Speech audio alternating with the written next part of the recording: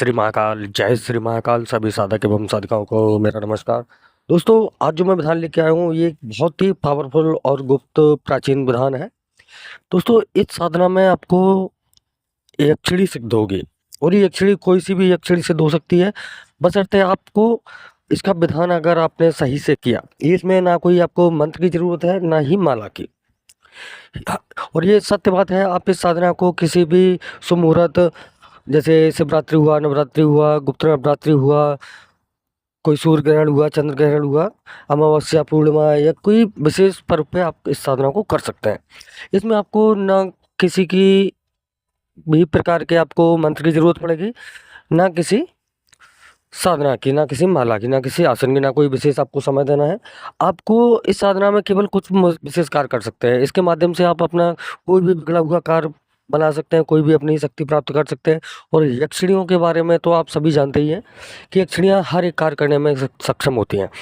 वो ब्रह्मांड में है भी और नहीं भी है, काम भी करती हैं और नहीं भी करती हैं। यक्षिणी की साधना में हमेशा क्या है कि आपको मार्गदर्शन आपका सही होना चाहिए, आपका गुरु अच्छा होना चाहिए। जितना गुरु आपका अच्छा होगा उतनी जल्दी आपको शक्ति प्राप्त होती है, क्योंकि गुरु का आशीर्वाद एक बहुत बड़ा होता है। गुरु किस प्रकार से सिखा रहा है, क्या सिखा रहा है, वो चीज़ मायने नहीं रखती है।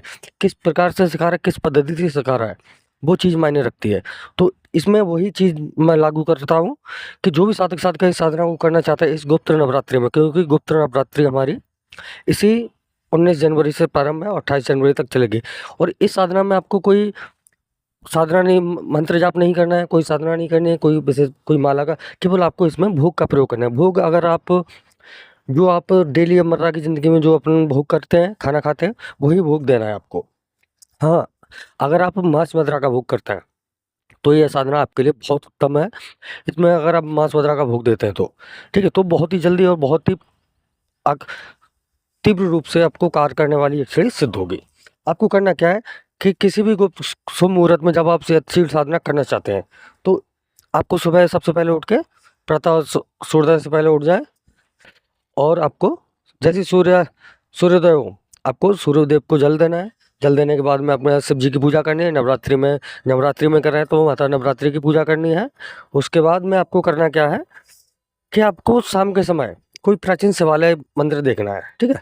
उस मंदिर में जाना है आपको। मंदिर में जाने के बाद में आपको करना क्या है, अपने शिव जी की पूजा करनी है। और इस साधना में शिव जी की पूजा अति आवश्यक है, क्योंकि ये अगर देखा जाए तो भगवान शिव की बहुत बड़ी उपासिका होती हैं। और अगर आपने भगवान शिव को प्रसन्न कर लिया तो यक्षिणियाँ, आप कोई सी भी यक्षिणी को तुरंत सिद्ध कर सकते हैं, बहुत ही आसानी पूर्वक। तो इसमें वही विधान हम लागू होगा। अब आपको करना क्या है कि शाम को किसी जंगल झाड़ी में जाना है जहाँ पे एक पुराना पीपल का वृक्ष हो। और पीपल का वृक्ष जितना ज़्यादा पुराना होगा बहुत ही लाभकारी है आपके लिए, बहुत ही उत्तम रहता है। आप अपने जीवन में जो भोग करते हैं, चाहे वो तामसिक हो या सात्विक हो, वही भोग आपको अर्पण करना है शाम को बढ़िया सा। जैसे मीठी खीर बना ली, पुए बना लिए, या फिर आप जैसे मांस मदिरा का सेवन करते हैं तो मांस मदिरा का भोग लेके आपको जाना है। आपको कोई थोड़ा सा भुना हुआ मांस या पका हुआ मांस या फिर कच्चा मांस आप लेके जा सकते हैं। उसी के ऊपर, मांस के ऊपर वो आपको थोड़ा सा मदिरा डालनी है, मतलब शराब डालनी है। शराब डालने के बाद में आपको वो भोग यक्षिणी के लिए पीपल के वृक्ष के पास रखना है। वो वृक्ष के बाद रखने के बाद में आपको 21 बार इसका जो एक मंत्र रहेगा, आवाहन मंत्र बोलते हैं। जैसे इसका मूल मंत्र कुछ नहीं होता, ना उसमें किसी यक्षिणी का नाम होगा कि ये इस यक्षिणी का आपको नाम लेना है, नहीं, इसमें आपको किसी यक्षिणी का नाम नहीं लेना है। बस वो मूल मंत्र रहता है यक्षिणी आकर्षण के लिए। तो इसमें कोई सी भी यक्षिणी आ सकती है और ये यक्षिणी आपको कभी नुकसान नहीं देगी। आपका कैसा भी कार्य हो, हर एक कार्य करेगी, बहुत ही आसानी पूर्वक आपको सफलता प्राप्त होगी। और इसकी ये आजमाया हुआ टोटका है, कई साधकों ने इसको किया है और बहुत सारे साधकों ने इस चीज़ के लिए वीडियो भी बनाए हैं अलग अलग चैनलों पे। और मेरे से भी, मेरा जो दूसरा चैनल था जिस पर जो अभी बंद हो चुका है, मैंने ही बंद कर दिया, तो उसमें कुछ दिक्कत आ गई थी तो उस वजह से वो बंद करना पड़ा। वरना उस पर इतने वीडियो पड़े थे इस साधना के अनुभव के, बहुत सारे अनुभव पड़े थे कि जो लोगों ने खुद की अपना कुछ, कोई अपना एक दिन के कार्य अपनी सिद्धि के लिए करता है, कोई अपनी साधना के लिए करता है, कोई अपने जीवन भर उनको साथ रखने के लिए।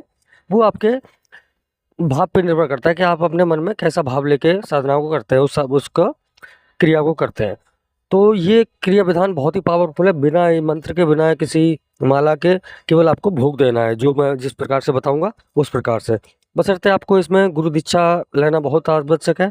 और जो भी साधक साधिका इस गुप्त नवरात्रि में कोई शक्ति ट्रांसफर लेना चाहते हैं या कोई साधना करना चाहते हैं तो स्क्रीन पे दिए गए व्हाट्सएप नंबर पर संपर्क कर सकते हैं।